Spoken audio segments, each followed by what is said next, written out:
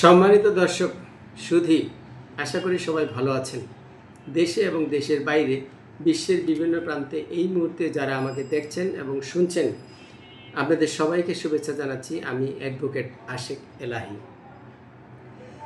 আইনের বিভিন্ন বিষয় নিয়ে কথা বলি, আইনকে আপনাদের সামনে সহজভাবে উপস্থাপন করার চেষ্টা করি। আজকে কথা বলবো যে আমাদের দেশে যে সকল যত রকমের মামলা হয়, সকল মামলার বিশেষ করে ফৌজদারি, দেওয়ানি বিভিন্ন যে মামলা রয়েছে, বিভিন্ন ঘটনার মামলা রয়েছে, সেই মামলার কোন মামলা ঘটনা ঘটার কতদিন পর মামলা করতে হবে এই বিষয়ে একটি আলাদা করে আইন রয়েছে। আপনারা অনেকেই জানেন, হয়তো বা কেউ কেউ জানেন না যে আইনটি রয়েছে যে কোন ঘটনা বা কোন অবস্থা, কোন বিষয়ে বিজ্ঞ আদালতে মামলা করবেন, সেই বিষয়ে মামলা করার ক্ষেত্রে কত দিনের মধ্যে, কত সময়ের মধ্যে সেই মামলাটা বিজ্ঞ আদালতে দায়ের করতে হবে, এই বিষয়ে একটি আইন রয়েছে। সেই আইনটি হচ্ছে তামাদি আইন এবং এটি হচ্ছে 1908 সনের আইন, অনেক অনেক বছর আগের আইন।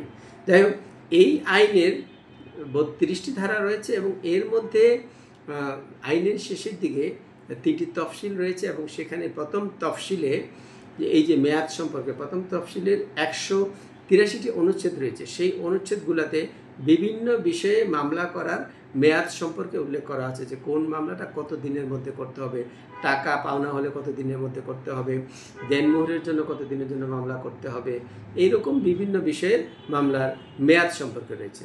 তবে এখানে আজকে আলোচনার মূল বিষয় হচ্ছে যে যেই মামলার ক্ষেত্রে এইখানে এই যে কয়টা মামলার কথা বলা হয়েছে, এছাড়াও তো আরও বিষয় আছে বা থাকতে পারে।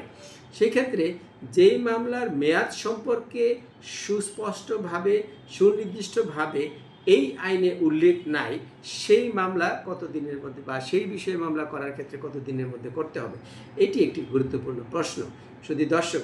কিন্তু এই প্রশ্নের উত্তর কিন্তু এই আইনের মধ্যেই রয়ে গেছে। সেটি কি?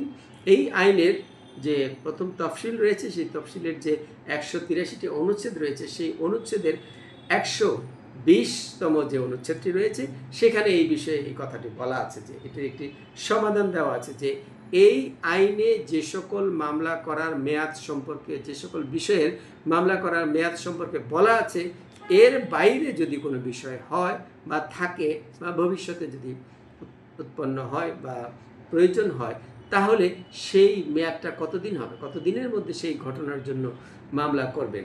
এই বিষয়ে 120 অনুচ্ছেদে বলা হয়েছে যে মামলার কোনো মেয়াদ উল্লেখ নাই, সেই মামলার তামাদি মেয়াদ হবে 6 বছর।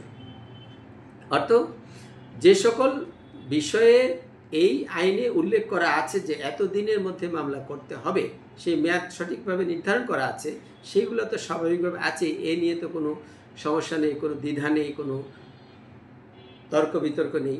কিন্তু যার মামলার মেয়াদ সম্পর্কে কোনো উল্লেখ নাই, সেই সমস্ত বিষয়গুলো সম্পর্কে একটি অনুচ্ছেদেই বলা হয়েছে, যে 120 অনুচ্ছেদে বলা হয়েছে যে 6 বছরের মধ্যে সেই বিষয়ে মামলা করতে হবে। তাহলে বিষয়টি পরিষ্কার হয়ে গেল যে যদি এমন হয় কখনো যে যেই মামলা, আমি যে বিষয়ে মামলা করব, সেই মামলার সময়সীমা তো আইনে সঠিকভাবে খুঁজে পাচ্ছি না, তাহলে এটার জন্য সমাধান হচ্ছে এই যে এই তামাদি আইনের প্রথম তফসিলের 120 অনুচ্ছেদে বলা আছে যে এই ঘটনার থেকে পরবর্তী 6 বছরের মধ্যে এই বিষয়ে প্রতিকার চাওয়ার জন্য বিজ্ঞ আদালতে মামলা দায়ের করা যাবে।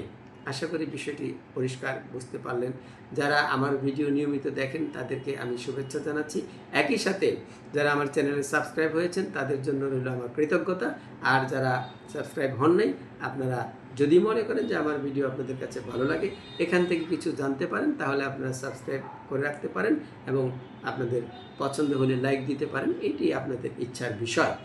এতক্ষণ সাথে থাকার জন্য আপনাদেরকে সবাইকে ধন্যবাদ জানিয়ে আজকে এখানেই শেষ করছি। আল্লাহ হাফেজ।